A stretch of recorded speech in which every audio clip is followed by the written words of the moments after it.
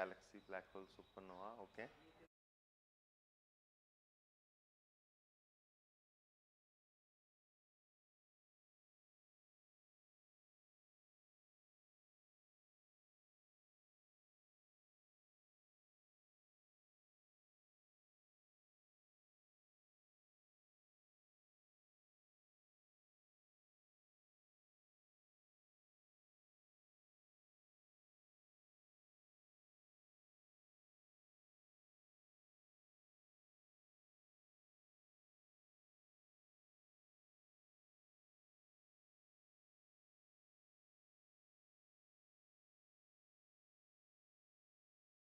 With the first exoplanet talk, I have assumed that. Okay. Of course, if you have detailed questions, we can discuss it later as well, because we have discussion time. We can start? Okay. Okay, good. So, welcome everyone. So, this summer school, so RRI Summer School, I think it has been going for years. I don't know when it started, but it's the series of lectures. I wish I could have done it. I did not know about this until I was asked to give a lecture here. So, I am Jayesh Goyal. So, I am a faculty at the School of Earth and Planetary Sciences. This is in National Institute of Science, Education and Research, NISER, Bhubaneswar. So, it's a relatively new department. So, we focus on three aspects. One is planetary sciences, one is earth sciences, one is atmospheric sciences. So, we combine all these things, and our aim is to understand planets holistically, because now we have started detecting so many planets, exoplanets. I will talk about that in a minute or so. I will just briefly give my introduction, like how I came across this and what. So, like from early on, like during my school days, I was very interested in space. That was there, but I did not know actually what to do. So first I initially did engineering.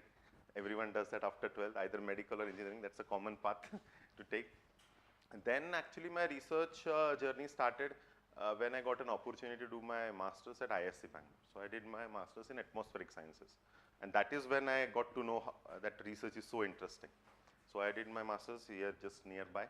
Around 2014-15 I finished it.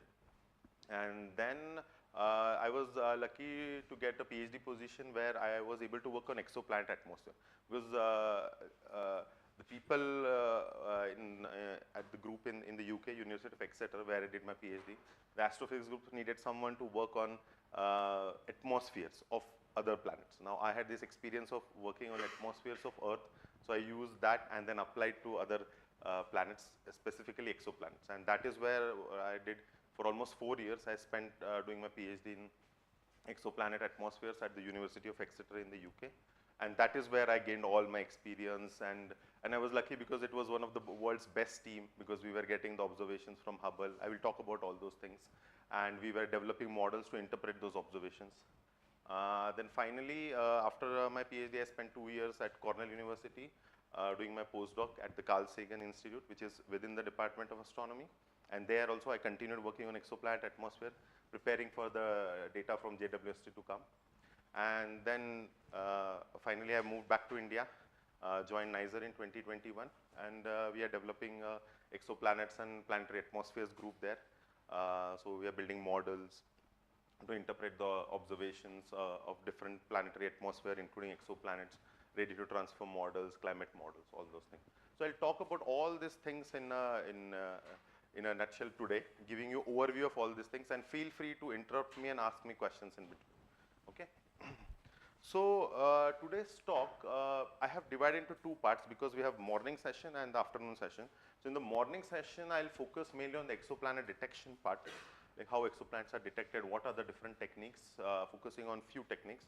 And then in the part two, in the afternoon part, I'll talk about exoplanet atmospheres, okay, which is my main area of research. Of course, in the first talk, I'll motivate the why we need to study exoplanet atmosphere. So these is the outline we'll follow. Okay. So the first question: what is an exoplanet? Okay. So the definition says that any planet outside our solar system will be termed as an exoplanet. So here you see our solar system is there. Okay. Are you able to see the cursor? Yeah. Okay. So this is our solar system. We have our own set of planets: Mercury, Venus, Mars, Jupiter, all the way up to Uranus, Neptune. Similarly, if you find a planet outside our solar system, anywhere around any other star. Like here an example is the Kepler 11 system, which is just an example I'm showing. So that all the planets in that system will be termed as exoplanets. Okay, and it is not necessary that those planets need to have stars. There are very few detections, but they are called rogue planets. They have been left out by their star, just moving randomly in the universe. So these planets also can be termed as exoplanets, but they are very difficult to find. Most, like more than 99% of the planets have a major body they are orbiting, which is basically a star. Okay, so this is what exoplanet is. Just wanted to start with that definition. So historically, the first exoplanet, there was a tentative detection in 1992. This was that paper. So this was around actually a pulsar, and now you have you already know about the pulsar over the last 8 to 10 days. So this was in 1992. A rapidly rotating neutron star is there, and around that a tentative evidence of exoplanet was found. This was in 1992, but it was still not like very clear whether it is there, not. All those questions were coming. So it was only in the year 1995 that the first exoplanet around an actual main sequence star, which is like a sun-like star. So you can see Jupiter mass companion is there around the sun-like star. So basically this was the first discovery of exoplanet in 1995, and I don't know if you remember this resembles these names. So these two people got the Nobel Prize in 2019 for this discovery. So this is that paper that got them the Nobel Prize. So in 1995, that was the first confirmed detection of exoplanet, and that is when the field started. So you can think that it will come to your mind that this field is relatively new. If you think of supernova, galaxies, people have been studying from the 1950s, 60s. But exoplanets started from 1995 because that time we knew, because earlier people used to think, yeah, exoplanets might be there because there are so many stars. But we never had the proof for that. This is when we got the proof, yes, there are exoplanets and we can find them. So 1995, the first exoplanet was detected, and this was that discovery. And this was done using a method called radial velocity method. I'll come and discuss more details about that method. Okay, so exoplanets are detected using many different techniques. I'll come to that and discuss about it. So there are different surveys that currently exist around the world that are used to detect these exoplanets. Okay, so this is the WASP survey. This is called Wide Angle Survey for Planets, and you will be surprised like how simple this survey is. This is like you take your Canon cameras and put it in one place, a set of Canon cameras, and you use transiting technique, which I'll come and talk about. Then there's a HARP survey, which is the radial velocity survey. Then there's a Kepler. I'll talk about that also more. Just space-based survey. So all of these different telescopes are used. They can be ground-based or space-based, and this is how we find exoplanets. I'll talk in details more about this. And using these surveys, now we have almost, so as of today, we have more than 5,800 exoplanets, okay? And this is a very nice, like they call it Kepler orrery. This was developed around 2011-12, where what you see, all the planets that were discovered until that time are shown. Here is our solar system, and these are the different exoplanetary systems that we had detected until then. So do you notice any trend? Any kind of catches your eye? They are all rotating, okay.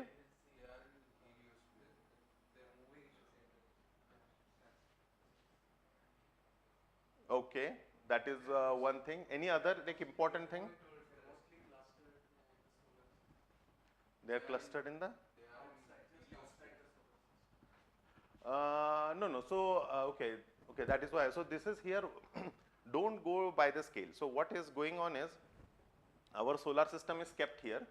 Okay, and then let me just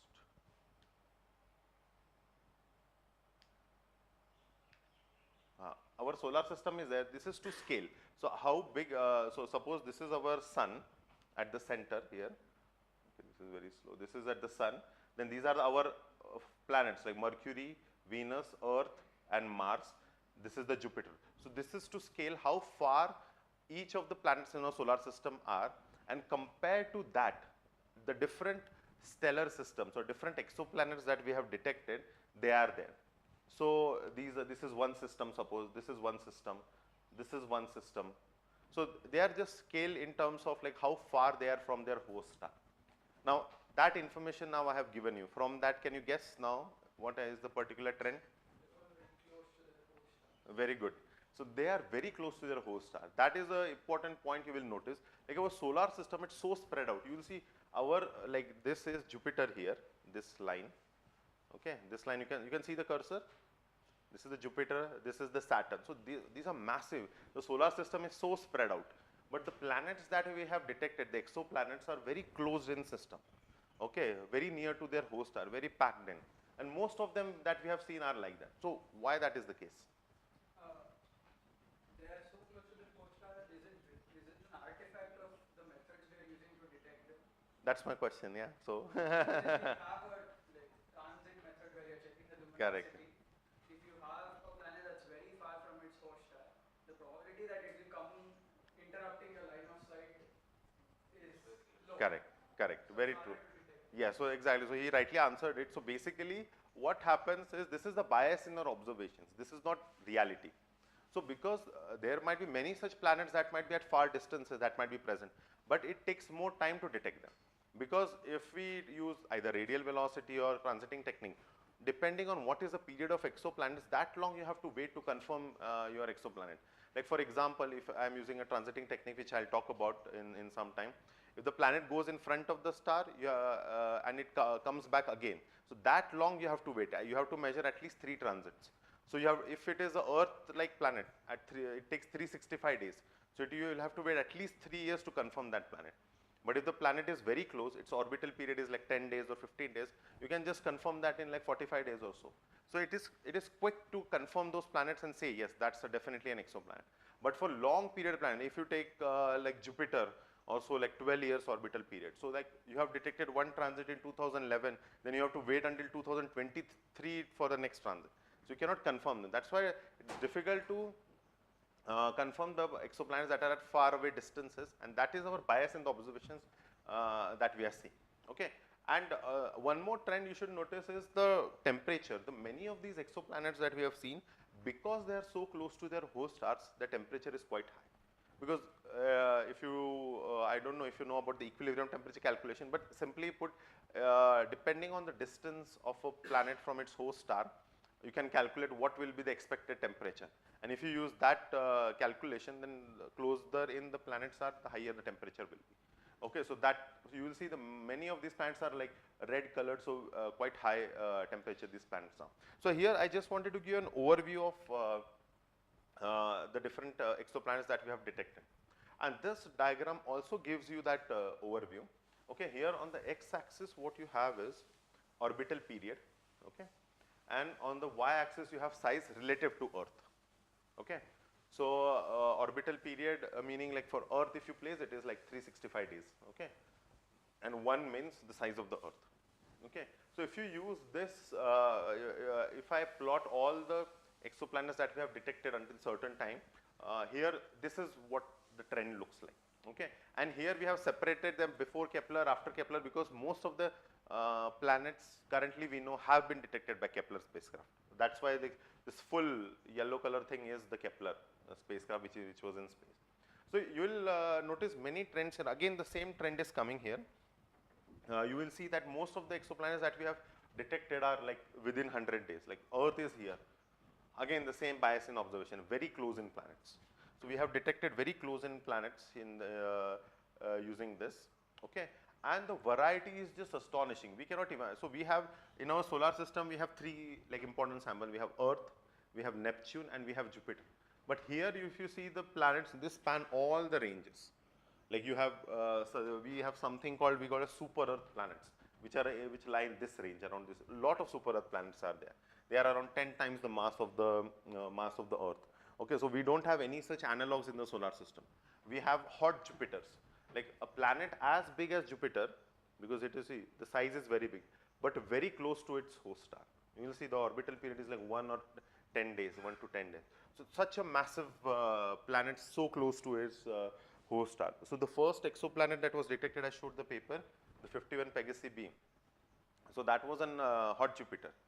Because it was very massive. We realized the temperature later, but everyone was surprised because until then, none of the planet formation theories predicted that such a massive planet could be present so close to its host star.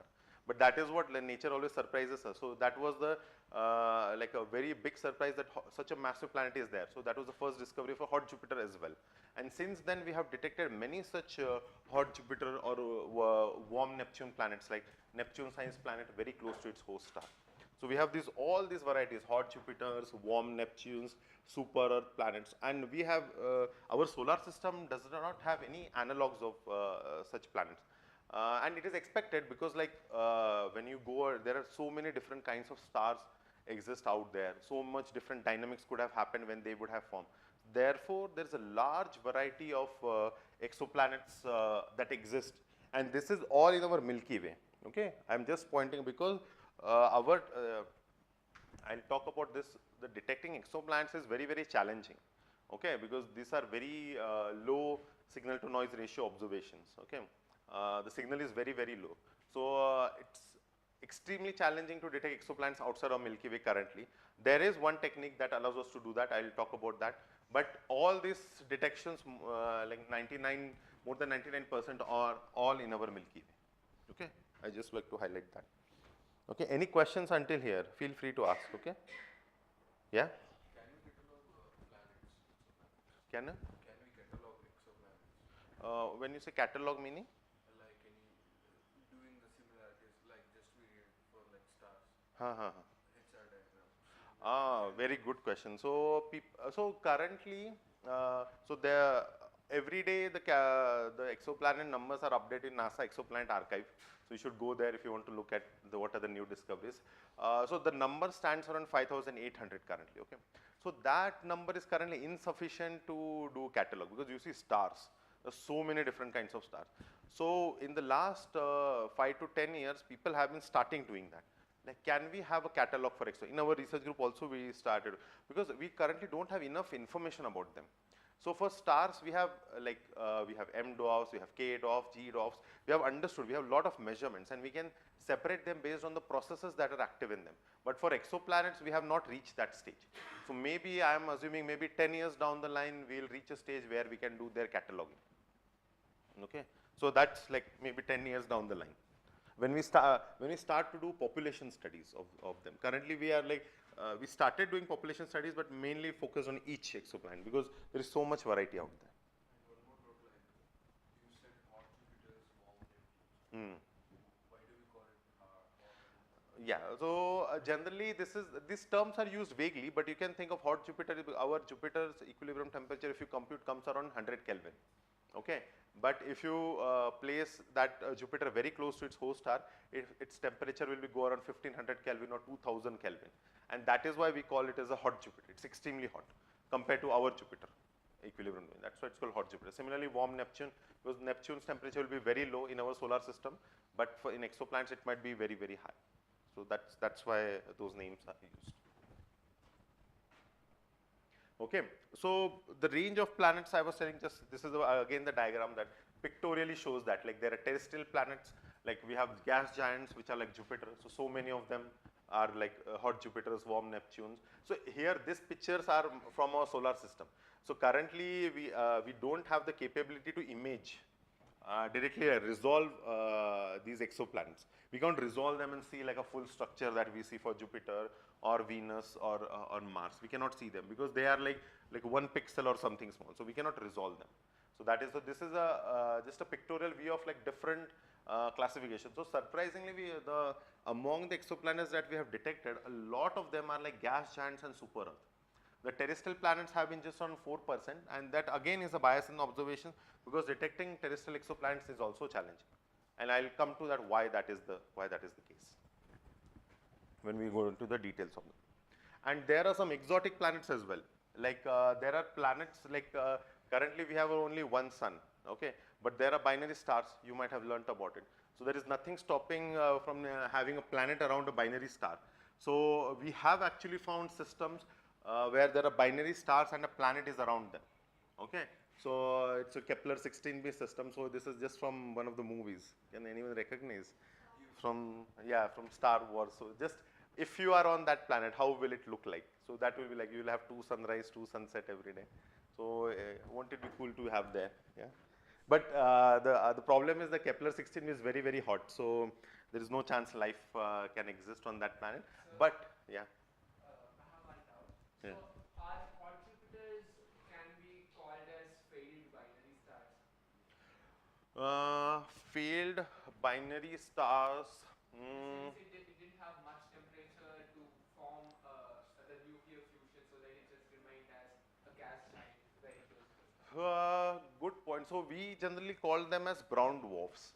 So because brown dwarfs have sufficient mass that is between hot Jupiters and a star. So like this classification is around 13 to 80 Jupiter masses. So if it's a brown dwarf, we call it as a failed star. Okay, but for hot Jupiter already the mass is so low that you cannot expect the fusion to happen there. So brown dwarfs comes under that classification of the failed star.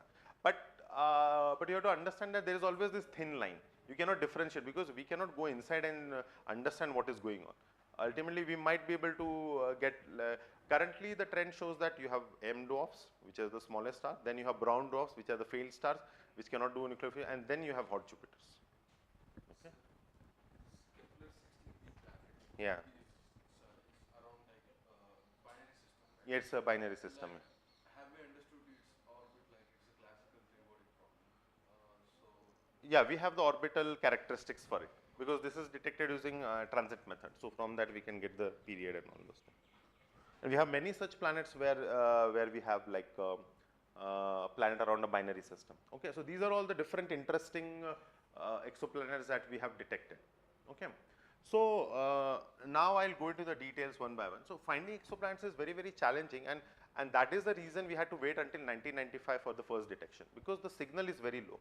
And if I think from the layman's perspective, it seems about right, because all the stars are at high temperature. So the number of photons that they emit is quite a lot. They are highly energetic. Planets are generally at low temperature, they don't have enough energy. So you cannot do measurement easily. Your noise and signal will be of the same numbers in that. So your signal to noise ratio is very low. In case of stars, that is very, very high. So you can easily detect them. So that is why the exoplanets detection has been challenging. And I just want to give you a pictorial in your mind, that understanding. Like if I just like how far away or how big the universe is, this will tell you. So anyone recognizes this image, pale blue dot? Yeah, so what is this image? And what we are looking at? That's Earth, exactly. So you see, that is like just, we are in our solar system itself. Okay, that is like somewhere around Jupiter, Saturn. Oops, sorry. Jupiter, Saturn. Okay, and from there the Voyager has looked back and looked at planet Earth, such small dot. Okay, so I just want to give you a perspective that now think of exoplanets which are on other system. Like we can't even like image them directly. Okay, so that is what one of the challenges is in finding exoplanets and understanding them. This pale blue dot image gives you that perspective that the distances are very, very large in our solar system. And of course, you know the story behind the pale blue dot. Like actually, when this image came, it was a revelation for everyone on Earth that we are all on this small dot. Okay. Okay. So talking about now the nearest exoplanet. Okay. So we had in our solar system. Now I just want to give a rough estimate of like how big these distances are. So Proxima Centauri b is the nearest exoplanet to Earth. Okay. So Proxima Centauri Alpha Centauri system. This is the confirmed exoplanet. This was detected in 2016. So the Proxima Centauri is around 4.25 light years away from us. That's the nearest exoplanet. Okay. So I'm giving you one quiz which is coming. So you have your notebooks, no? And I hope you have a calculator. That might help. So I generally do that because that keeps everyone engaged. Okay. So this is just an artist impression. We don't know anything about Proxima Centauri b. It's it's the nearest exoplanet, so everyone is excited about it. So how far they are? I just want to give a perspective of that. So the time it will take with the fastest man-made object. So New Horizons spacecraft is the fastest man-made object currently. There might be something else, but that is what reached Pluto. It took 9.5 years. for it to reach Pluto. Okay, New Horizons spacecraft, it took it 9.5 years. So now if I give you the velocity, okay, it's not accelerating suppose, so just take the velocity 16.26 kilometers per second, and distance to Proxima Centauri is 4.25 light years. So can you calculate how long will it take for us to reach Proxima Centauri B? So very simple calculation.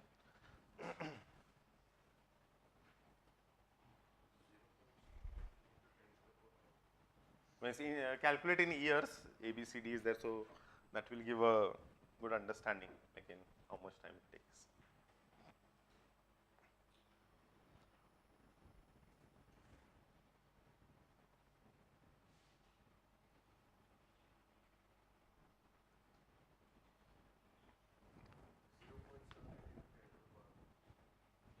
How much is that in years? Maybe 70,000.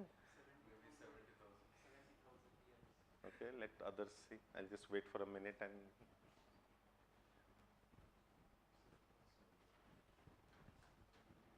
But sir, have we assumed that like the spacecraft has enough velocity to escape the solar system? Yeah, that is all assumed in this. Yeah, because that also has to be. Yeah. We are assuming that the pull by the solar system is equal to its axis, so it's like going. But this is a hypothetical problem I have made to give the perspective.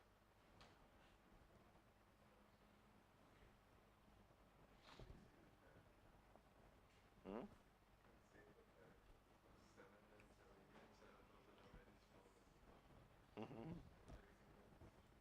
How much you're getting? 77,000. Around 77,000. Okay, so 70,000. Okay, so basically, yeah, that's the so 70,000 years. Okay, so I just wanted to give you the perspective. So human lifetime is what 100 years. So even if we take the fastest man-made object, it will take us 70,000 years to reach our nearest exoplanet. So that tells us that we are far behind in terms of like, yeah, I shouldn't say in technology. Maybe in some 10-15 years we will develop a technology where we would be able to cover this far away distance. So if you want to reach our nearest exoplanet also, it's like currently impossible, okay, within the human lifetime. There are certain technology companies who are trying to like nano sails, which will be accelerated by sun's radiation pressure, and there they are planning that it could reach like 0.5 times the speed of light because it's very small. So they are planning that, but then people don't know if it reaches that how to break it. So these all things, technological challenges are there. But yeah, no one is following this seriously. Like how do we reach there? People are thinking about it. But my main intention is to give you this quiz is these distances are very, very big. So ultimately, the signals or radiation that we are measuring are coming from this 4.25 light years away itself is a large distance, and that makes detection of exoplanets very very challenging. Okay. So what are the different techniques to find exoplanets, and that will actually now look into the details of this. What is that?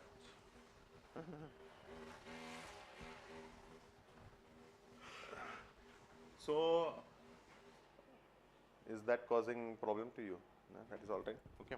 So the radial velocity method is the method by which the first exoplanet was detected, and that has been very successful.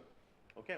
So in this method, what happens is, suppose you have a star, you have a central star, and you have a planet, exoplanet, that is rotating around this star. Okay. So now you all must be knowing about the concept of Doppler shift. Yeah. Okay. So the fundamental concept is the same. So because of the presence of the planet, okay, planet has a mass, the star has a mass. So because of the presence of the planet, actually the star moves around a common center of mass. So generally we think that the star is like stable at one place, but actually that is not the case. The star is very massive, so that center of mass is quite close, or like maybe within the star's like radius, but it actually moves slightly. And this motion is actually that we want to detect. Okay, and how can we detect this? This we can detect using spectral lines, because the star is emitting radiation. Okay, and this is absorbed in the star's atmosphere because of the presence of like sodium, potassium, different kinds of lines. So these spectral lines, they will shift because the star is moving. So if the star is coming towards us, it will shift, okay, it will cause like blue shift. If it is going away from us, it will call red shift. So this movement of the star because of the presence of the planet is what we detect, and that is how we detect a planet using a radial velocity technique. Okay, so here you can see if there is a line, it will be blue shifted or red shifted. If and you will notice that logically, if you think this movement of the star, because it's around the common center of mass, it will be proportional to the mass of the planet. Okay, so that is how you can detect the presence of an exoplanet and constrain its mass. Okay, so that is what the radial velocity technique gives us. But is there any way whether this technique will fail?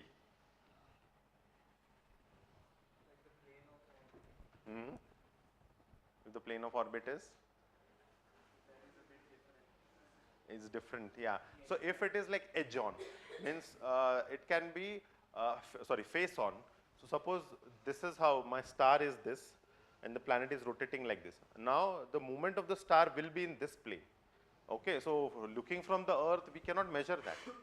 Okay, only when it is like this, if it is moving, the star will be coming and going away from us. So in that case, we will be able to measure it. And universe is like 3D, but generally, so in many of the systems, there is a chance that it might be face on. So in that case, radial velocity won't be able to give you any detection of exoplanet. But if it is like edge on, you will be able to detect it. So that's a very important thing to know, and a limitation of radial velocity technique. But still, like there are many systems which might be at different, it can be at different angles as well. So I'll come to actually the equation of the radial velocity. In that you will see where that angle plays a role. Okay. So this is the basics of the radial velocity technique. Ultimately, it's we are measuring the Doppler shift in the absorption lines that are present in the star, and that gives you the presence of a planet and its mass. And here I will be very specific. Actually, it gives the minimum mass. I'll talk about that, why that is the case. Okay. And the second technique, which has been the most successful technique, is the transit method. Okay. So until 2005 or 10, the radial velocity, most of the exoplanets that were detected were using radial velocity. But with the launch of the Kepler, everything changed. The transit method, we were able to detect so many of the exoplanets. Now we have more than 70% of the exoplanets are detected using the transit method. So transit method is very, very simple. You can just, there is a planet, the planet goes in front of the star. There is a dip in the brightness due to the presence of the planet. Okay, the dip in the brightness of the star, and there you go, and there you have detected a planet. So you have something called a light curve. I'll actually talk about a lot in the details about these light curves. Okay, because once the planet is like before transit, we are just measuring the star. As soon as the planet comes, the brightness of the star will reduce, and that dip is what we'll measure. And this dip will be proportional to what? Size of the planet. So now you see, with transit method, we can measure the size of the planet. But can we measure the mass? No, but with size, how will you measure mass? Maybe how near to the how near it is to the host star and equate it to So if you find the orbit, okay, and still, but what about the density? You don't know the planet's density. So actually, using transit method, you cannot constrain the mass of the planet robustly. So that is why the radial velocity and the transiting method both are complementary methods. Radial velocity gives you the mass, the transit method gives you the size. So ideally, for the accurate characterization of any exoplanet, both these techniques are required. Okay. So if so generally this is what is done. So if a planet has been detected using transit method, then someone in the world will follow up using radial velocity and constrain its mass or the minimum mass, and the other way around. And yeah. Good point. So in the radial velocity or in transit, you are saying? In transit it is possible, like you have different days, but it is difficult to measure in radial. Yes. Then how to do it? Yeah. So in radial velocity, so I have given you the example of only one planet, but all the planets, because all the planets, if there are suppose two planets, okay. Now both of these planets will influence the center of mass. So what generally we do is we actually take our measurements, okay. we have the measurement of the what we call it as the velocity amplitude. Okay, so this I'll show this. So this is a Proxima Centauri, what we call is RV, velocity amplitude. Okay, so this this is our measurement, this red dots you see. So what we can do is using the models. So people try with like a one planet model. You will see how the light curve, not the light curve, the RV, the velocity amplitude looks like. A 2-planet model, 3-planet model. So each of them will have a different signature of the velocity amplitude, and that is how you can decouple them. Because the effect of a 1 planet will be different from that of a 2-planet or 3-planet, because all of them have masses and they will influence the star's motion.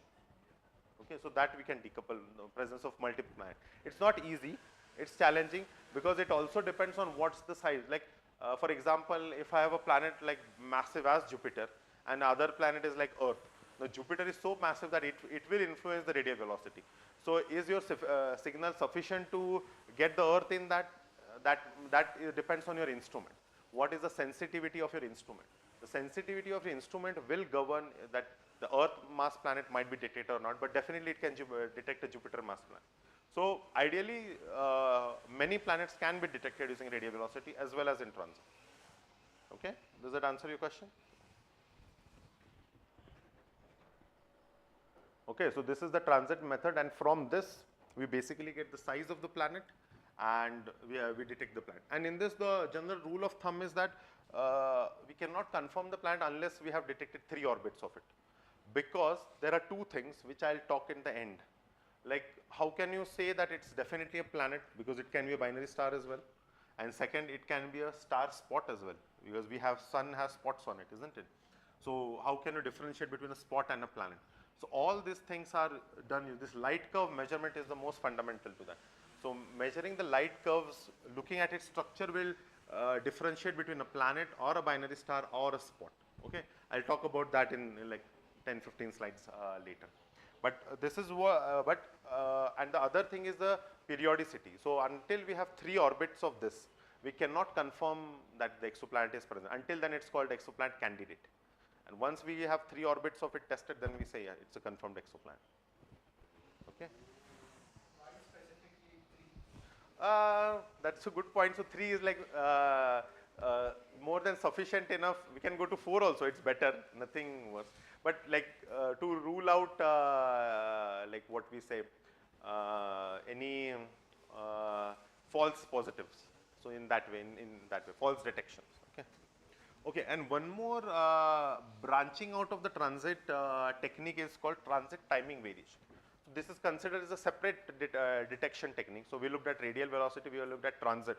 Okay, one more thing can be done using transit timing variation is what you asked about a multiple planet detection. So this is very useful there. So what happens is, if you have one planet in the solar system, in a stellar system around a star, it will rotate. Okay. It will come back at its, the timing of it will be very precise. Okay. Should I close this? It's very noisy, isn't it? Is there air conditioning in this? No. Hmm? Switched on. Oh, at least something is reduced. I'll keep one on, maybe. Yes. The transit method. Yeah. The brightness versus time curve. If there are 2 dips, then we can say that like of varying brightness. If there are 2 dips, then we can say that there are 2 planets in the transit method. Yeah. If there, yeah. Means if there are 2 dips, we can say that there are 2 planets. But if they are of the same like brightness, the dips, then But their orbit will be different. No? They will happen at different times.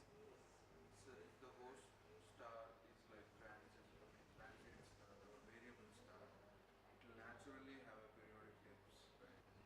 So Yeah, in that case, it will be very challenging. If the star has its own oscillations of brightness, then it will be very challenging to detect exoplanet, because your planetary signal will be lost in that.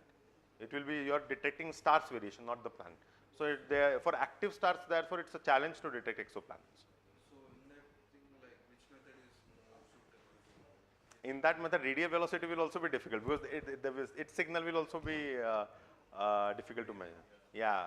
So in that case, so one thing that could work is like direct imaging, which I'll talk about that in a minute. Okay. So, and one more thing in the transit method I want to talk about is that this dip is proportional to the size. So different planets will have different dips. Okay. So coming to the transit timing variation. So yeah, yeah. Regarding the transit method, Yeah. it also the depth in the light curve depends on the size of the planet. Yes.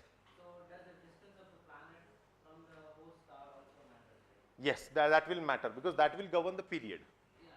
So And also the how much time it spent in transit, exactly. So that is how actually, if you think in the reverse way, that is how we can get the period of the planet, because the number of the time it spends doing the transit will tell us what is the period of the planet. Okay, so that gives you an independent check on the period of. So you have radial velocity method, you have a transit method. So you have independent checks of the period in both the cases. Okay, and the period again is used in this transit timing method because if there is a one planet, it will again come to the same location.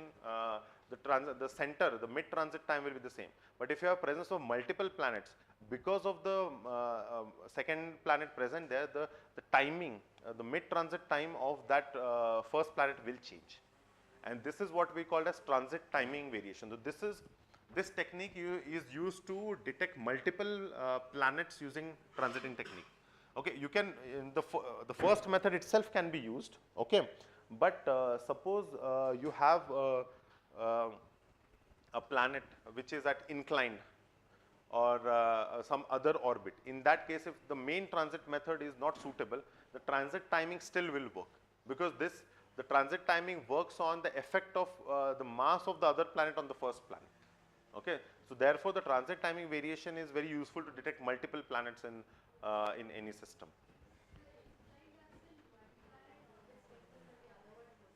Maybe yes, if it is like this or like this, the transit probability is very low for the second planet. So then the transit timing variation will help you to get that second planet rather than the main transit method. So if the planet is like Mercury, which is constantly changing its orbit, how can we measure it using transit? No, but that is very rare that the planet is changing its orbit. That will be because then it's not a planet actually. It might be like a comet or asteroid or something. Because planets generally don't change their orbit once it has formed.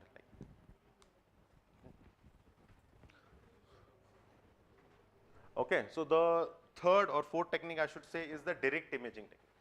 So now this is the technique which is like where you, because the other techniques if you see, we are not looking at the planet directly. We are looking at the stellar light. In the radial velocity, we are looking at the stellar light, the shift in the lines. In the transit method also, we are measuring the dip in the brightness of the star. So in both the techniques, we are not looking at the planet directly. So this is the technique in which actually we look at the planet directly. That's why it's called direct imaging. So direct imaging technique is like the best technique because we want to look at planet directly. But you can see, as I was saying earlier, the planets, the temperature is very low. Okay, and the other effect that makes this challenging is like it's similar to like if you are like driving or walking on a road at night. If there is a car with a bright headlight coming towards, even if some small thing goes in front of it, it will like your eyes are already saturated with that bright light. So similarly, in this case, if you have a star and a planet, the star is so bright that all our detectors are saturated by it. Okay, so you need something to actually block it. And that is what this technique relies on. This technique relies on using a coronagraph. So in this, a coronagraph is placed such that it blocks the starlight, so that now the contrast is such that your exoplanet is visible now. And that is how the direct imaging technique works. So the direct imaging technique but only works for planets that are quite far from the host star, that's why. It's good also like with radial velocity and transit method, we can use planets that are very close to the stars. With direct imaging, we detect planets that are quite far. Here you can see almost this is like 20 AU. AU is astronomical unit, so the distance of Earth from the Sun is 1 AU. So these are quite far distances. This was one of the first detections of 3 direct imaging planets in a HR 8799 system. So you can see that this technique is very valuable because we are now looking at the planet directly. Okay, but as I was saying, this technique has the signal again is much lower, because now you have to catch the light from the planet itself by blocking the star. Okay. So this method works for any bright star, I mean, irrespective of the nature. No, so the means what do you mean by any bright star? I mean, any type of star, red giant or any main sequence. We can use this technique, but the thing is that you should be able to block it. And the other is the planet should be there at far away distances, and the number of photons or the intensity of the radiation from the planet should be sufficient enough to be detected by our detectors. Okay.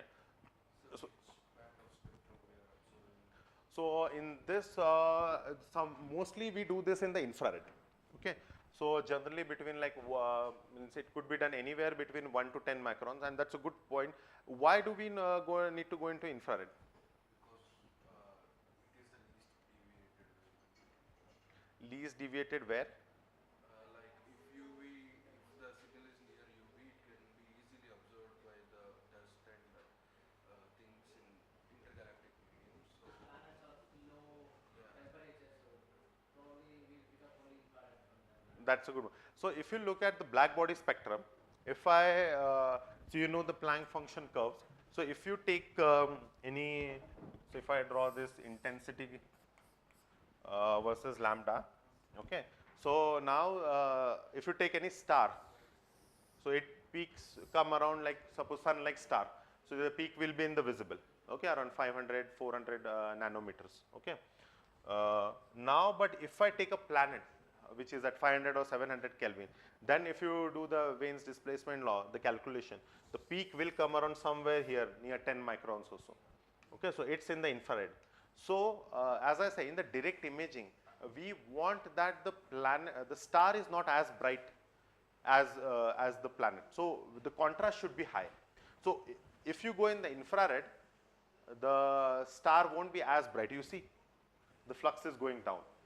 Okay, so the star is not bright. In fact, the planet can be brighter, but its temperature is low. The number of photons might be less, but still the planet is brighter. So infrared wavelengths are more suitable for direct imaging method.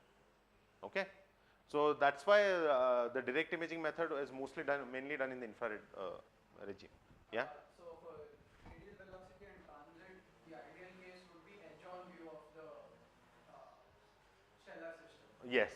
And here face-on is the Definitely, definitely. But can we also, let's say it's some tilt, can projection be used to bring it back, or can Yeah, direct imaging not be used? it can be used. Means it need not be always face on. It can, some projection is there, that also the signal might be deviated. We won't, our detection significance might reduce, but it can be done. Yeah. So this is the difference in the direct imaging technique, that we have to go in the infrared where we can get more signal compared to in the optical, in the visible region of the spectrum where the star will dominate. So here we have to use a coronagraph and go in the infrared, and then we'll get a good direct imaging measurement. Sir, one of the limitation of this method is like we cannot measure the planets which are outer orbits. We can only measure nearby orbits. No, in this case we can measure outer orbits, no? Because here in fact your coronagraph will block the star as well as some nearby regions. Because we have the speckle effect also. This what you are seeing is the speckle effect. Because of the diffraction, the nearby areas in our very close to the star, we won't have a good signal. So in fact, we will be able to measure the planets which are quite outside. We can also measure the corona of the stars. You can, but it will be really challenging. Means you have to focus. You want to corona or the planet, because that will determine the size of your coronagraph. Okay. So are you all clear about the direct imaging technique? So direct imaging technique is still in infancy, because it's very like the signal to noise is low. So but this is the future. If you want to look at like what is one of the main driving questions, which I'll talk about in the afternoon, is if you want to find life, okay, the signatures of life in different exoplanets, then direct imaging is one of the methods, because there you will be able to direct look at like the light that is coming from the planet. Okay, so if there is a presence of oceans, forests, or some kind of different kinds of life, so all that information will be embedded in the direct imaging, the emission that is coming from the planet. I'll actually talk about that something called the emission spectra. So this is direct imaging technique is the future, but our instruments are currently not capable. We need very high signal instruments for this. Can you use interferometry for to increase the signal? Yes, so there is one mission that is currently in discussion. It's called LIFE. You can look about it. It's European. So it's not approved yet. So people are thinking about using this interferometry and combining the signatures to get do this data. I'm not like much involved in that, so I don't know the details. But the LIFE mission, you can read about that in the people in the Europe doing that. Yeah. Sir, how would planets' atmosphere affect the direct imaging? Yeah, so that I'll talk in the afternoon about all those planets, about the atmosphere, how it affects. Okay. So the next technique, so we currently looked at radial velocity, transit, direct imaging. So this is the other technique where this is a very nice animation from NASA where what we are measuring is something called astrometry. So anyone like looking at this, what actually we are measuring? Any guesses?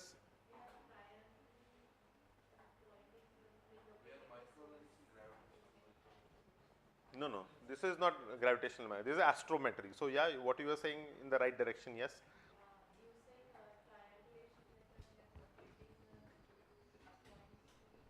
Yes.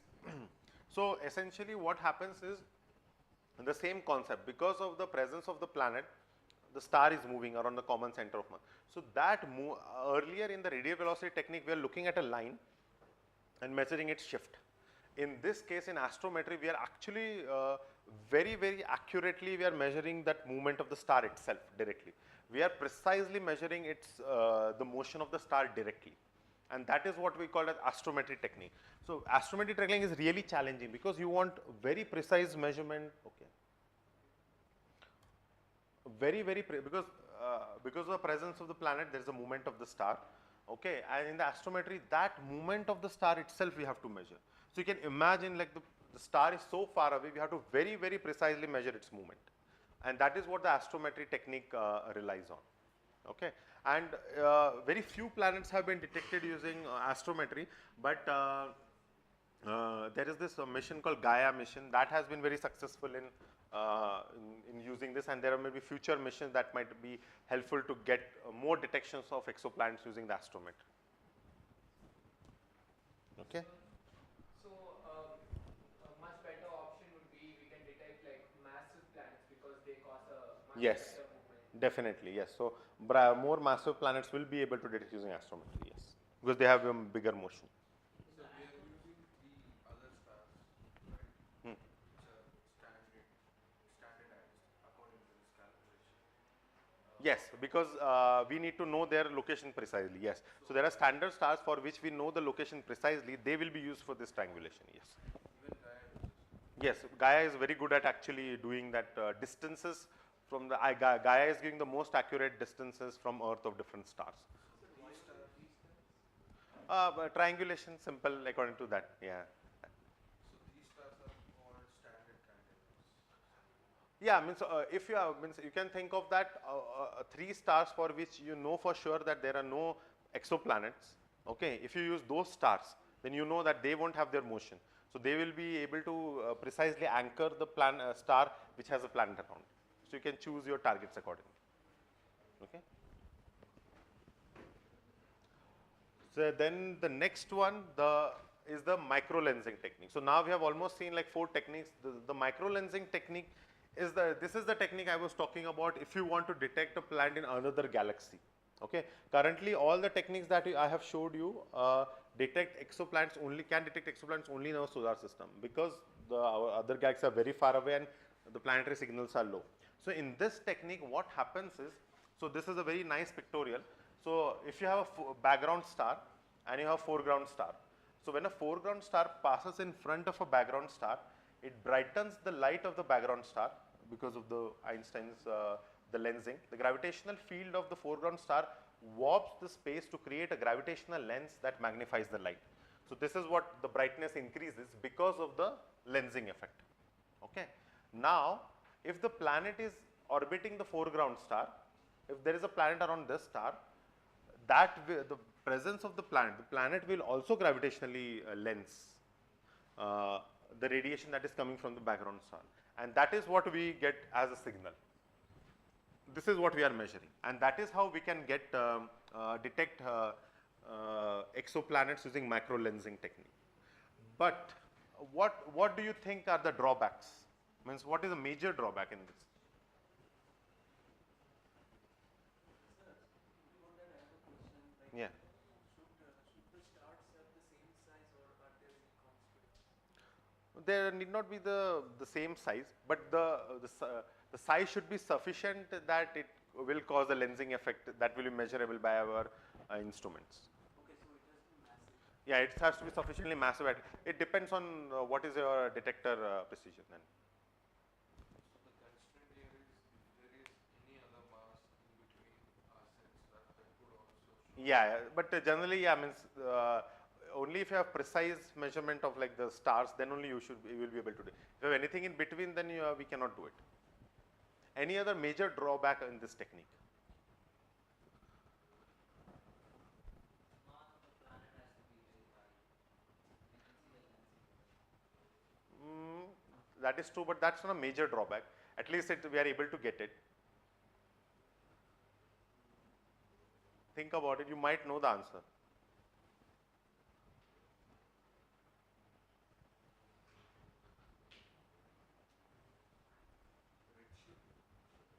Not the redshift. Okay, so so the microlensing events are one-off events. Okay, this will just happen once. It won't repeat because it depends on that combination of the foreground star and the background star. So with the microlensing technique, you can detect the planet for the first time, but next time you won't be able to do it. That is the biggest drawback of this technique. So you cannot confirm that actually. You can get, yes, there might be a planet, but second time it will be really challenging. You need to get the same geometry again. Only then you will be able to tell, like confirm the planet again. So that is one of the major limitations of the microlensing technique. It is a one-off event. It's based on the coincidence. But the benefits of it are that because the distances does not matter that much, even you can detect planets in other galaxies. So that is one of the benefits of the microlensing technique. So if you want to detect in other, like the nearby galaxies, this is the technique that we might use. And maybe in a few years down the line, we might figure out some way to repeat this. At least for now, it is very challenging. So the mass and the orbital period of the planet In this case, the orbital period might be challenging. The main thing we'll get is the mass of the planet, because because we are not able to observe this. It depends on the time also. How much time we have for this measurement. Maybe some estimate of that we will be able to get, but not the complete period of that. Okay.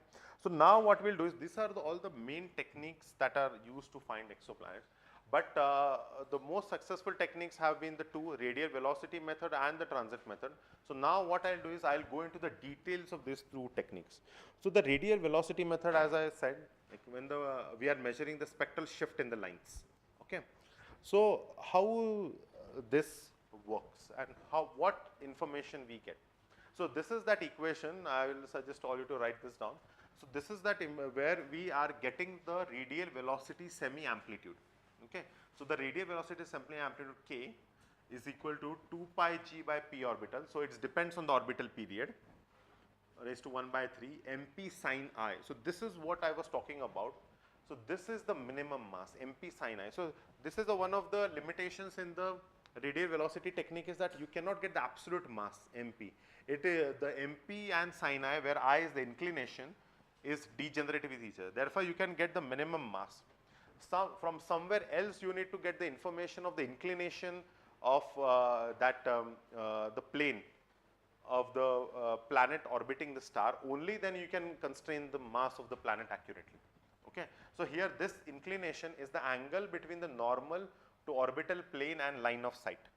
So like suppose I am on Earth and looking at like I was talking about earlier, looking at a system which is face on. So in that case, what is I? 0.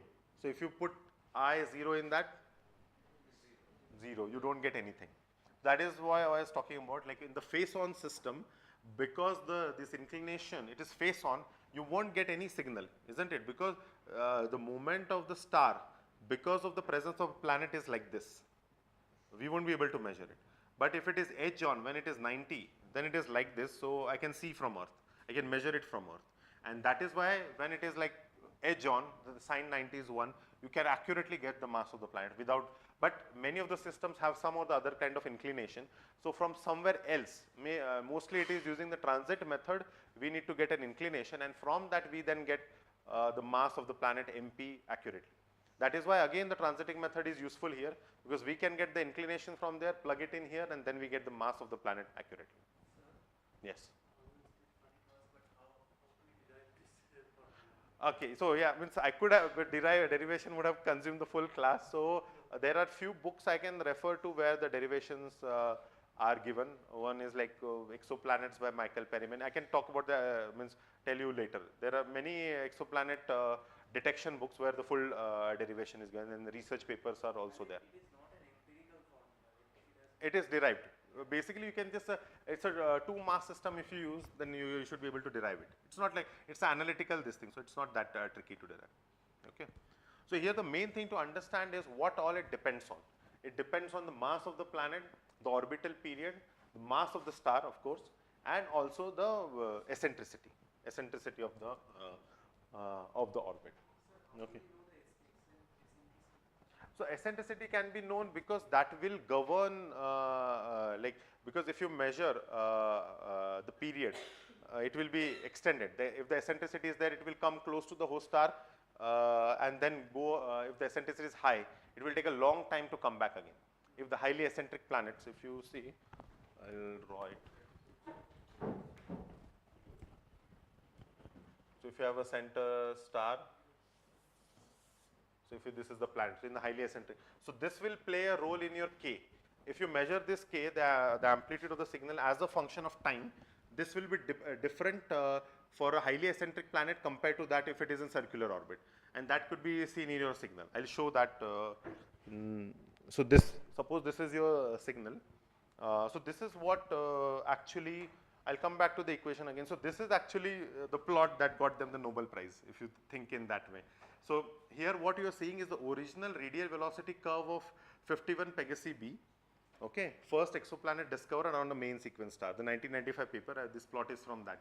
So what here we are measuring is the VR, the velocity amplitude, as a function of phase. So phase meaning like in the orbit where the planet is. So that is what phase governs. So if it is like near to the planet or far away from the planet, that will govern the phase. So you can clearly see that, so these are the data points that they measured using the telescope, and the continuous line is the model, which actually constrain there's a planet of so and so mass, okay, which is a hot Jupiter planet that is orbiting this main sequence star. So this is what the radial velocity of a hot Jupiter planet around a sun-like star looks like. So this is what we are actually measuring. So, and the question that you asked about the period, so from this we can get the period because it will repeat itself, isn't it? So if it is highly eccentric, then this will get elongated, these things, and that will constrain the eccentricity. If it is circular, then it will be symmetric. Okay.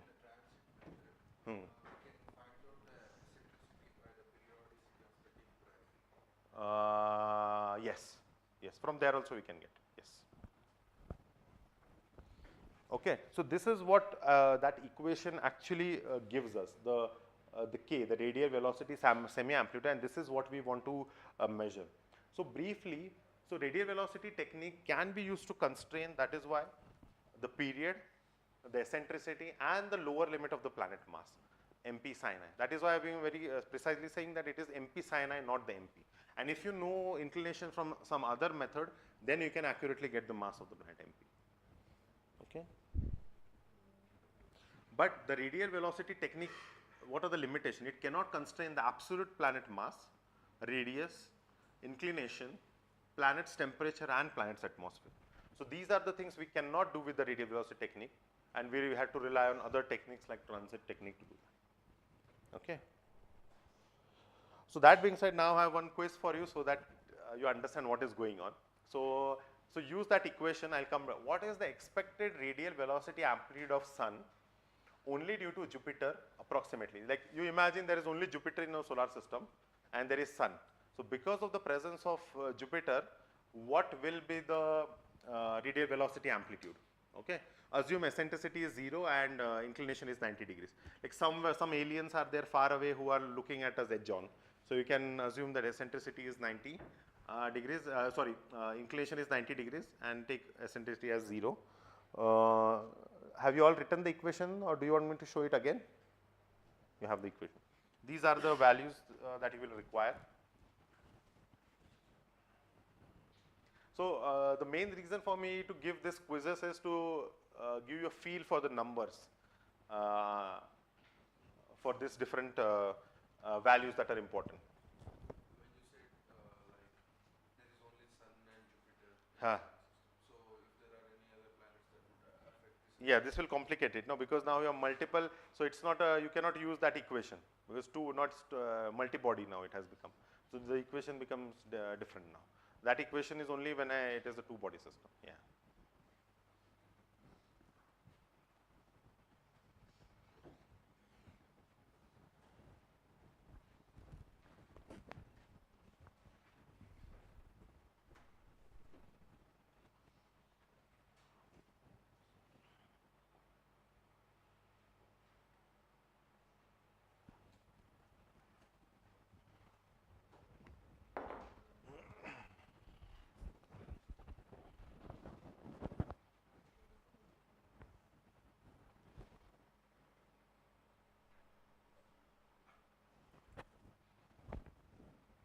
And if someone has finished this, then they can do this for the Earth also. And the values for the Earth, mass of the Earth, and you have to just require that.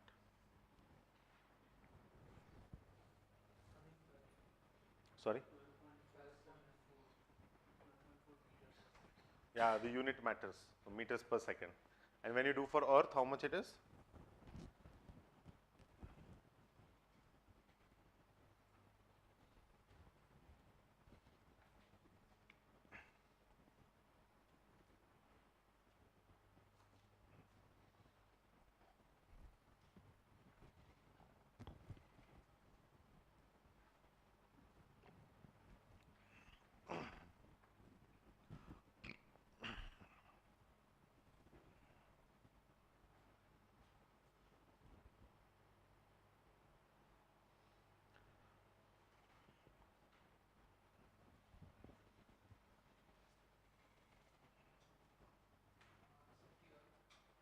Yeah, sorry, it's there in the next slide.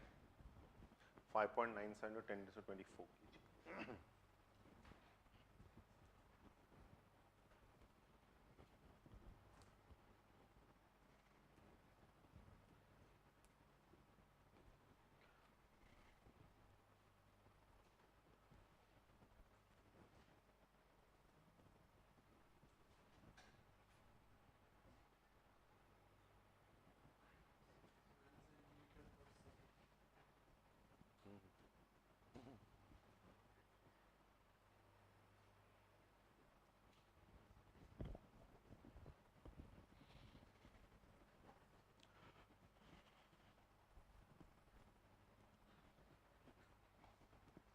Got it? Okay.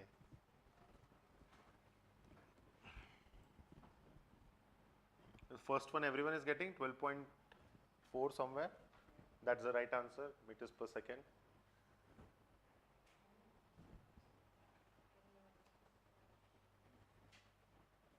Yeah, the main thing you should be checking your units and converting that years to seconds. That is important.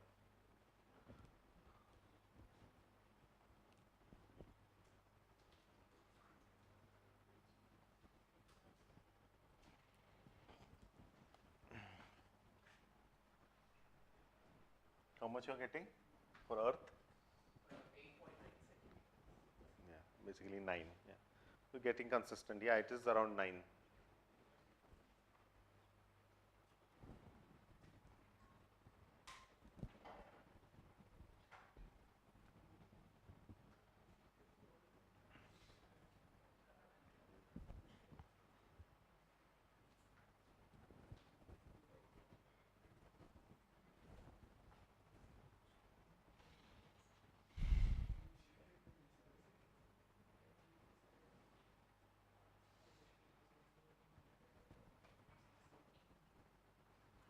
Everyone getting this?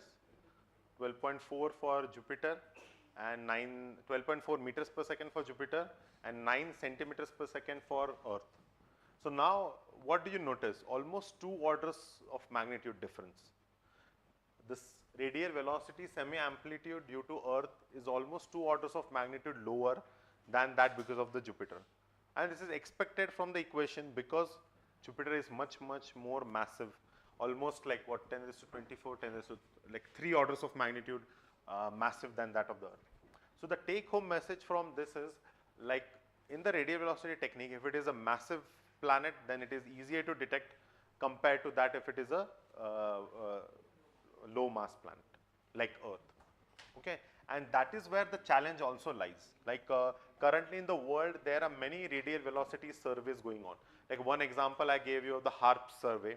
Even in India, we have a radial velocity survey that is led by the Physical Research Lab, the ISRO's in Ahmedabad. So there also they are able to detect like hot Jupiter targets, but we have not reached Earth-like planets, because for Earth-like planets you need to have a precision in centimeters per second, while that for Jupiter it's meters per second is all right. That's why the most of the radial velocity techniques, they have been able to easily detect hot Jupiters or like massive planets, but small planets have been really challenging, and that is where the field is going for radial velocity detection. The aim is to go to smaller and smaller, like low mass planets, because there you need a higher precision. You need to go into the centimeters per second range. So that is the main takeaway point, and that was my main motivation also for you to do this problem. You will get the numbers. Yes, if I want to detect Earth-like planets, it's challenging, but Jupiter-like planets, like massive planets, it's possible. Okay, so the basic takeaways then from the radial velocity is that planets with higher mass have higher radial velocity amplitude, making them easier to detect. Okay. Second, planets with same mass. Now this second point is very important. Planets with same mass but orbiting stars of different masses will have different radial velocity amplitude. Less massive star leads to higher radial velocity amplitude and vice versa. Did you understand that? Point number 2. Can anyone elaborate?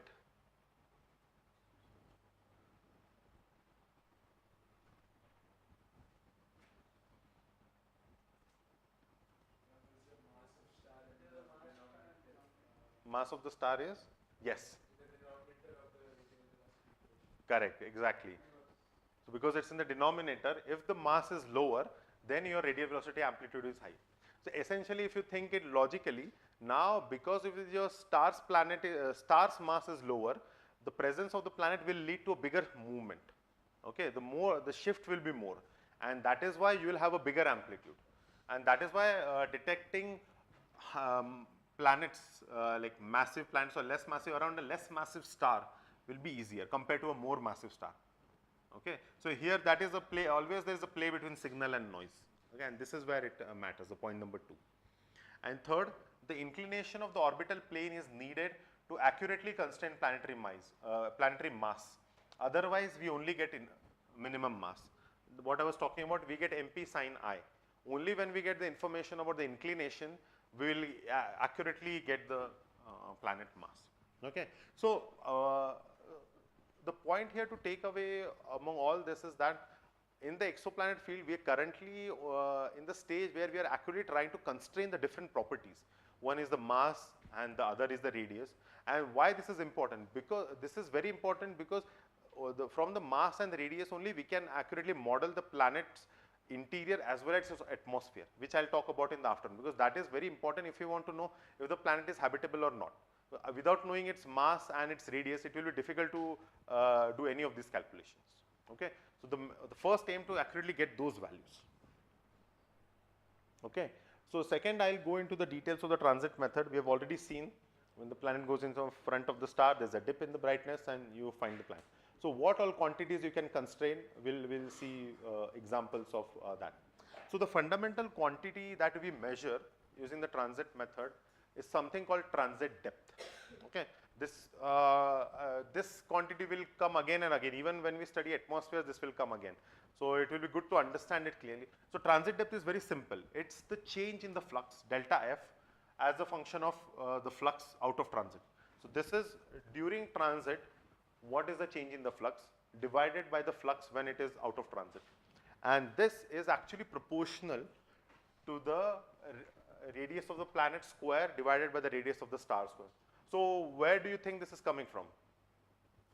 Logically you can think of The patch of area that is blocked. block, exactly. So this is if you take the area of the planet that is blocking the star, pi r square area, the planet is blocking the stellar area, and that is essentially what we are getting. But it's such a simple equation, but its value is a lot. You will realize that hopefully by the afternoon why it is so important. And this is the transit depth actually that we get from our transit light curves. So the delta F is the change in the flux during transit. Okay, F is the flux before transit, Rp is the radius of the planet, and R star is the radius of the star. So this is the transit depth, the depth of that light curve that we measure. That will tell us what is the radius of the planet, okay, that is transiting mainly. And this is ultimately also used for atmospheric studies, which I will talk about in the afternoon. Okay, everyone understood transit depth? Okay, so now, but when we talk about like transit method, I told you about transit depth around one kind of star. But there are so many different kinds of stars that exist.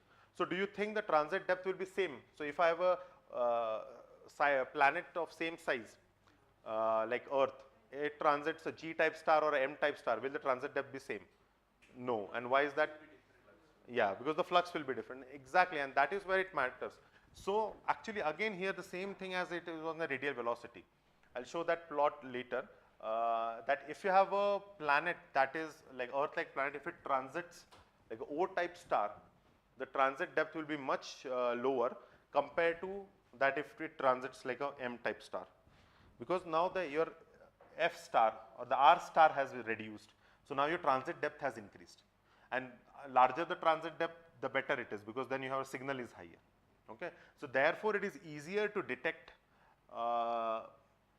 planets around small stars compared to that around larger stars, okay, in size. That is around M stars. So anyone knows like M stars, any interesting thing about the M stars? So 70% of the stars that are there in our Milky Way are M stars. Okay, so in exoplanet field, that is why we focus a lot on M stars, because M stars, 70% of them in the Milky Way are M stars, plus the planets will be very close to them. Okay, and the other benefits of M stars is that because they are so low mass, they sustain for long time. Like generally, if you think of sun in the main sequence stage, because it's massive, it consumes its fuel also quite fast compared to M stars. So M stars will stay for trillions of years. So that's why there is currently it's not proved. Our current understanding says that if there is a civilization that wants to survive for billions of years, then it can only happen on M stars, because there the star itself won't like explode, like become a red giant like sun is going to become. So they can provide that stable environment where civilizations can develop. That is one thing, but there is other thing that is opposite to that, is that M stars are very active as well.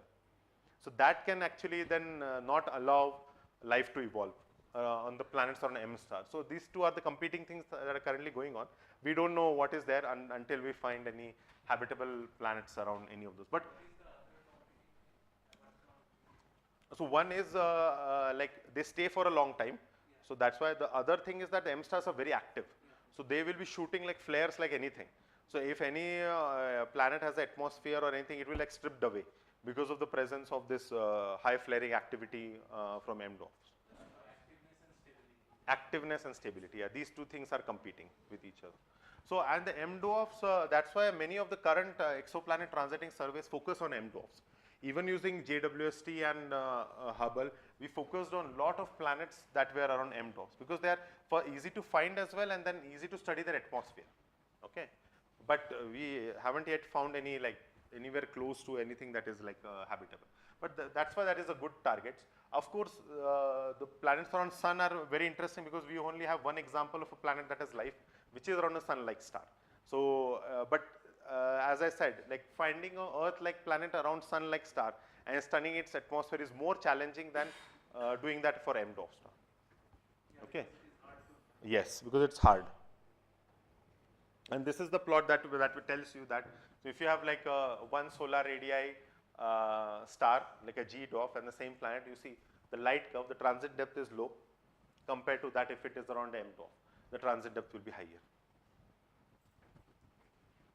So this is the transit depth for different kinds of star will be different, and accordingly. So this is how, when we do our observations, we have to select targets based on where we'll get the maximum signal. Okay, I'll talk about that when I talk about the atmosphere as well. So generally, these kind of observations are very, very planned. So like if there is a Kepler mission or there's a Plato mission, then there are hundreds and thousands of stars. So which one would you target? So these are massive catalogs are made. People work over the year just to like, yes, this target should be used, this target should be used. So it's a lot of effort that takes into making these catalogs for finding exoplanets. Okay. So now again a quiz. This will be again simple. So what is the transit depth of Jupiter orbiting a sun-like star and Jupiter orbiting an M dwarf with radius 0.12 times our sun? Okay. Similarly, what is the transit depth of Earth orbiting a sun-like star and Earth orbiting M dwarf with radius 0.12 hours?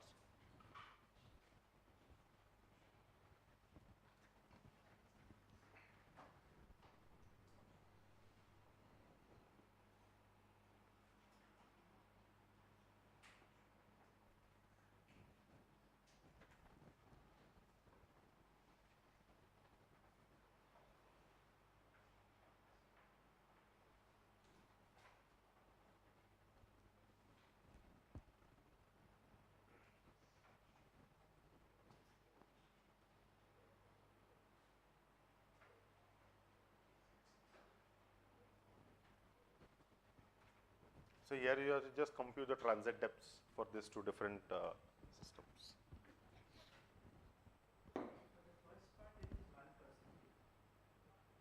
Is that your answer? Uh-huh. Yeah, somewhere it comes around that. When it orbits the sun like star. Yes, it orbits a sun-like star. And for M dwarf it is 0.6. Yes.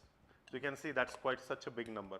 So if you have a Jupiter mass planet, Jupiter size planet orbiting like a M dwarf, the dip will be so high.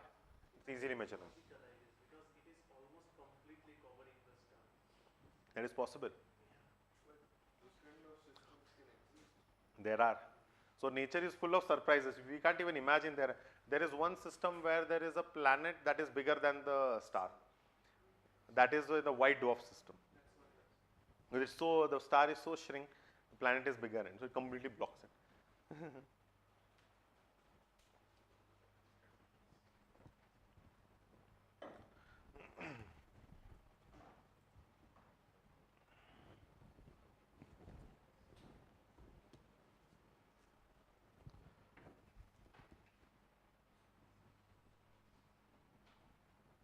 So Jupiter around Sun, approximately you get 10 raised to minus 2, and 0.69. Earth around Sun. So you see the values are so low. So that's why again the same thing.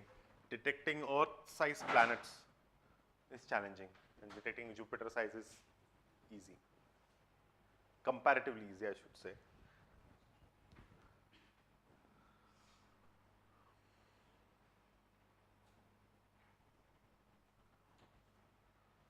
This is around 1%. You see that is so low, that number. The dip is very low. So you need to have your signal to noise should be quite high.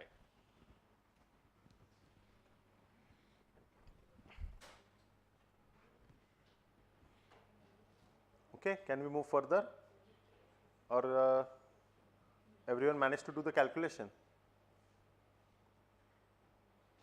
Any questions until here?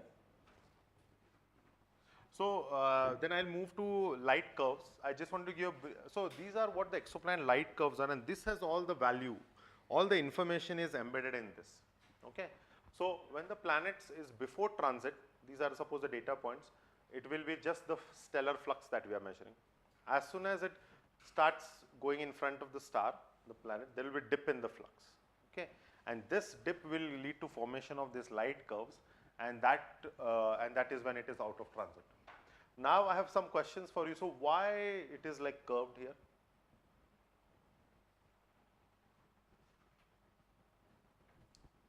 You see the planet is blocking, I would expect it to be flat. Why it is curved?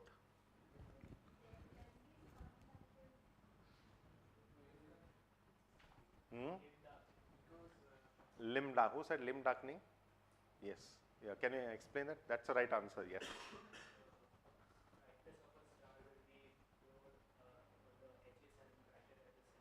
Correct. Correct. Exactly. No, why is that the case?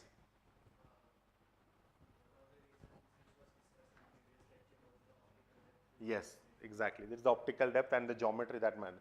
So he rightly mentioned it is the limb darkening effect. So because the star will be much brighter in the center compared to at the edges, the dip will follow. So here it will be bigger dip compared to at the edges. That is what will make it curved. So that is why the limb darkening plays a very, very important role in detecting in transit light curve measurement. Okay, so therefore, when we do actually do this light curve fitting also, which limb darkening laws to use, all that matters a lot. Okay, and that can get constraints on about the star as well. Okay, in a sense, if you think. So this curve is basically the limb darkening effect that you are seeing. And this is where, like, initially the planet will come, half of it will transit, then completely full. That's why this is like, it increases, it's not a sharp, slowly, and then it becomes a curve. So this is, yeah? Is it also a consequence of the fact that the star is spherical? I don't know. Yeah, essentially means the limb darkening is a combination of that effect, that because the sphericity leads to the difference in the optical depth in the center compared to at the edges, and that limb darkening leads to the curvature of the, yeah. Okay. 11 or 11:30? Is it? I thought it's, oh, so 9:30 to 10:30 and 10:30 to? Oh, okay, sorry about that. Okay, then I'll just wrap up in 2 minutes then. Okay, this is actually the last part of it. So the other, so this is that limb darkening effect that I am now showing you clearly. You see, like this is pictorially at the edges. If you see, it is red colored, and this is like less bright compared to at the center where it is more bright. Otherwise, if limb darkening is not there, then you will get a flat line like this. Okay, so that is what the effect of limb darkening is coming in your exoplanet light curves. Okay, and the other is like earlier I was asking you a question, like how do you say whether it's a binary star or an exoplanet? So this is what the light curve tells you that. So if it's a binary star, you will have a V-shaped curve, okay, as you see here. Okay, so that will be massive, it will lead to a drop and that. And the other thing is that if it's a binary star, it will have its own emission, because the stars generally are like quite bright, so it will lead to more emission. So it's easily able to separate if it's a binary star. We'll have a V-shaped curve. Compared to when it's an exoplanet, it will be like a U-shaped curve. So these two you can differentiate between whether it's a binary star or an exoplanet. Okay, and then finally, the other thing I was talking about that can create noise, that can be problematic in measuring this transit. It's called spots or faculae. So spots are like the dark regions and faculae are the bright regions. So using your light curves, we can also like differentiate between them. So suppose we have a spot here and a planet goes in front of that spot. Now already because of the presence of the spot, the star will be less bright there, and that is why you will see a increase in the transit depth here. Decrease in the transit depth is decreasing because now your denominator has increased. Basically, the star is less bright here. So this is that change in the transit depth you will see here. Okay, and it will be vice versa if it is a bright spot. Bright spots are called faculae. If there is a faculae, then you will see this kind of thing. Where is a drop? The transit depth is actually increasing. So this minor changes, if you see in the transit depth, they are indicative of presence of faculae or spots in the star. Okay, so these all things also can be detected using exoplanet transit method using light curves. Okay, so this light curve measurement is the most important and gives you valuable information.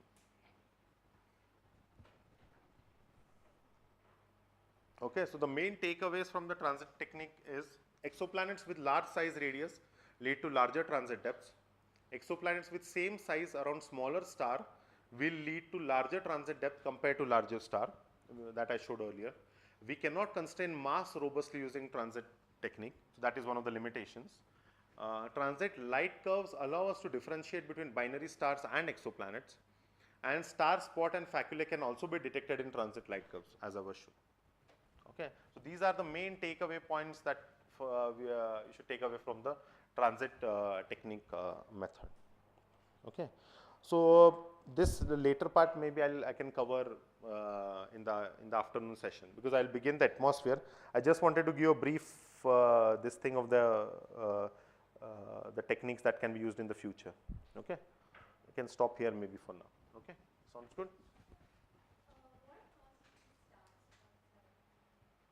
Oh, so this is actually related to the convective activity, and that coupled with the magnetism of the star.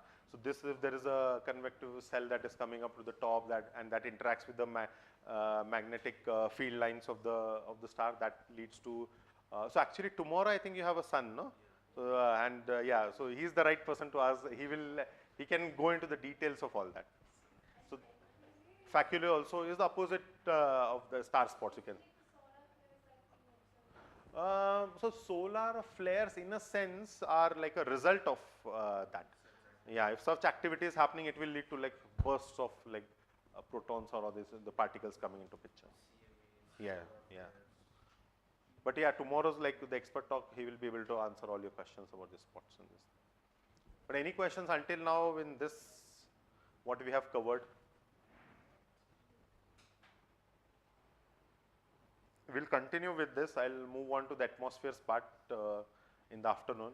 There again we'll have time to ask questions. But until now, what we have got, any simple, anything you can ask. Okay, if you have not understood, I can explain it, and later also during the tea break we can discuss if anyone needs. So your next talk is at 11:30, no? Yes. 11, okay. No, I have the timetable. Is it incorrect then? Okay, then you can all proceed towards the tea break then.